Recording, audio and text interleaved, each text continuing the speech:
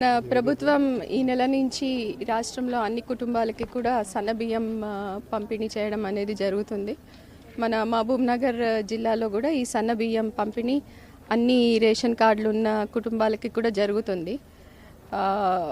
ఇప్పుడు మన జిల్లాకి వచ్చి ఒక 5,228 మెట్రిక్ టన్నుల సన్నబియ్యం మనం ఈ నెల కోటా కింద 506 రేషన్ షాపుల్లో పంపిణీ చేస్తూ ఉన్నాము.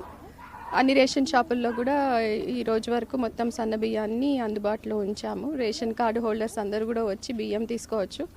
ఈరోజు ఇక్కడ మహబూబ్ నగర్ రూరల్ మండలంలో కోడూరు గ్రామంలో అంటే సన్న బియ్యం తీసుకుంటున్న లబ్ధిదారులు వాళ్ళ ఫీడ్బ్యాక్ ఎట్లాగా ఉంది అనేది తెలుసుకోవడానికని వచ్చాము. అదేవిధంగా మన గోపాల్ గారి కుటుంబంతో మేము భోజనం కూడా చేయడం జరిగింది. ఈ సన్నబియ్యం పంపిణీతో అందరూ చాలా హ్యాపీగా ఫీల్ అవుతున్నారు. వారి భోజనం కూడా చాలా చక్కగా బాగా పెట్టారు మా అందరికీ కూడా. సో అందరూ రేషన్ కార్డు హోల్డర్స్తో కూడా విజ్ఞప్తి ఏమిటంటే వచ్చి సన్నబియ్యం తీసుకోండి. ప్రతి నెల కూడా సన్నబియ్యం పంపిణీయే ఉంటుంది. ఇక నుంచి ప్రయత్నిస్తాం.